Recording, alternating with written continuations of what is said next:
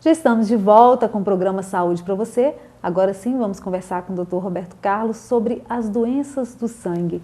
Doutor, seja muito bem-vindo aí aos estúdios do programa Saúde para você. Muito obrigado. Doutor Roberto, fala para a gente primeiro, então, quais os tipos de doenças do sangue? Bom, os tipos de doenças do sangue estão ligados aos tipos de elementos que contém no sangue.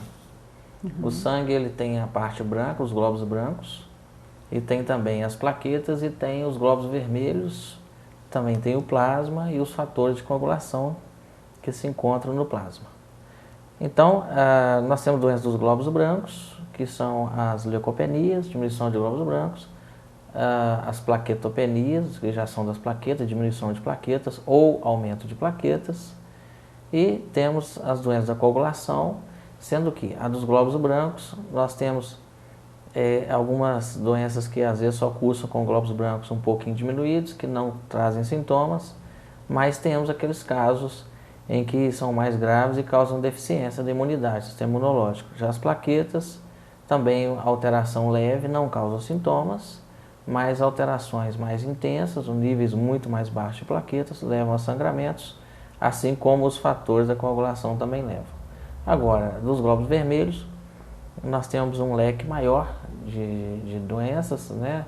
São anemias. Na verdade, a anemia ela não é uma doença em si, mas sim um sinal-sintoma. Então, por isso que a anemia o leque é tão grande. Nós temos vários tipos de anemias, que nós podemos ir discutindo aqui ao longo do programa. Agora, doutor Roberto, dessas doenças, né, que você colocou, qual que é a mais grave? Bom, a mais grave, na verdade, a mais grave dos glóbulos brancos seria a aplasia de medula. A aplasia é a diminuição da produção dos glóbulos brancos até o seu valor, até o seu ponto extremo, que é praticamente a não produção pela medula. A gente chama isso de aplasia. Inclusive, a aplasia é um indicativo de transplante, um tratamento preconizado. Também temos nos distúrbios de coagulação, os fatores de coagulação, como por exemplo a hemofilia A, hemofilia B, grave, todas as duas são graves. E nos glóbulos brancos também, né, eu me lembro agora, a pior de todas é a leucemia. Mas temos também distúrbios da medula óssea que acometem as 3 linhagens, como por exemplo a mielodisplasia. Então a mielodisplasia tem do grau leve até o ponto mais grave.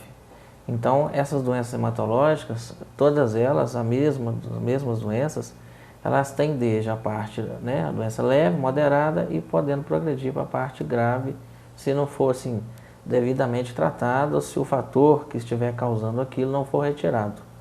Fatores como, um exemplo, o que é tóxico para a medula? Vai acometer os glóbulos brancos, vermelhos e plaquetas. Exemplo de coisas tóxicas. Derivados de petróleo. Para quem se expõe muito a óleo diesel, gasolina, tinta, produtos derivados também do plástico, né? E alguns medicamentos diversos. Tá. Agora, doutor Roberto, são doenças comuns, né? São doenças comuns, né? Inclusive, ainda bem que são comuns as alterações leves.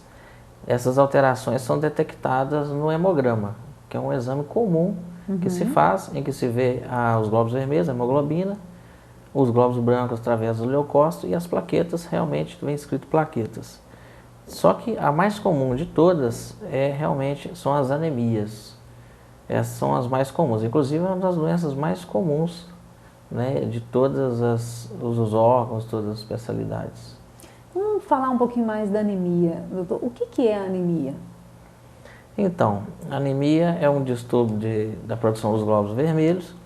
Existem diversos tipos de anemia, por quê? Porque você tem anemia em que a medula óssea ela diminui a produção dos glóbulos vermelhos por carências, como por exemplo a falta de vitamina B12, a falta de ferro, ou até ácido fólico, é carencial. Existe também a anemia por perdas, é muito comum perdas menstruais. Existem mulheres que menstruam muito e ao longo do tempo o ferro, aquela reserva de ferro, não consegue ser reposta através da alimentação. Temos os casos que são mais complicados, que existem algumas doenças intestinais e gástricas, por exemplo, uma úlcera no estômago, ou uma doença intestinal, até mesmo uma doença de Crohn, retocolite, ou até mesmo um câncer, são capazes de causar anemia por perda. Temos também a anemia relacionada às doenças crônicas, relacionada, por exemplo, à insuficiência renal crônica, porque na insuficiência renal há uma deficiência da eritropoetina. A eritropoetina é um hormônio produzido lá nos rins que estimula a medula a produzir sangue.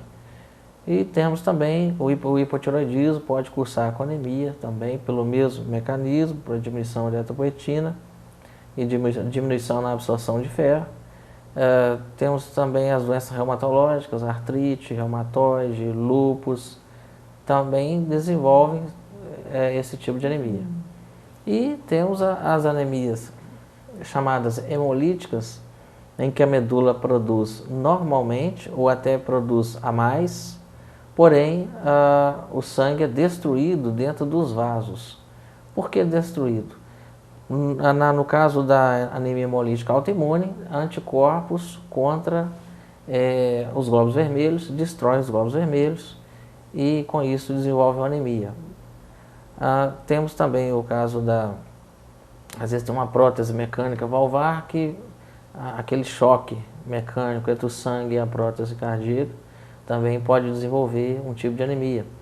Mas, além disso, nós temos outras anemias por hemólise, que destruição, que é uma das mais comuns, são a anemia falciforme e outras anemias que existem defeitos na produção da hemoglobina de maneira genética. E temos anemias relacionadas a medicamentos.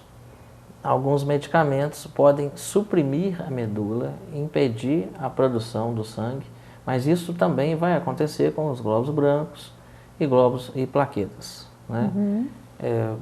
Além dos medicamentos, eu já até disse, e existem aquelas causas que a gente chama de causas medulares, que são causas medulares, em que a alteração não está por deficiência de nutriente e também não está pelo fator externo à medula, é a própria alteração genética ou alguma substância tóxica esteja cometendo a medula. Exemplo, essa anemia da anemia aplásica ou aplasia de medula.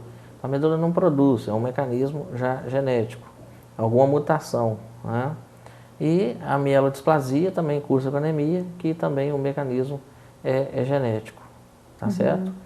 E tem vários outros tipos de anemias mais raras, né? Outro exemplo é uma ovalocitose, que também na ovalocitose existe um defeito de produção nos glóbulos vermelhos, eles têm uma forma diferente, então com isso aumenta a hemólise. Aqui na região, né, Caratinga e as demais cidades aqui, nós temos um tipo de anemia que é secundário à destruição de hemácias, que temos muito aqui na região, a xistose, né, exossomose mansônica, que os ovos vão para o fígado, ali formam uma fibrose, dificulta a passagem do sangue do baço para o fígado, e ali há um acúmulo, um aumento da pressão e estase, né, um represamento do sangue ali, e há uma destruição de sangue naquele local, também levando a anemia, diminuição dos glóbulos brancos e plaquetas. Então a hematologia ela tem uma interface muito grande com as outras especialidades e às vezes nós recebemos pacientes de todas as especialidades porque a anemia não está melhorando mesmo tendo uma outra doença. Ok, nós vamos para um pequeno intervalo, daqui a pouco a gente volta com mais dica para você.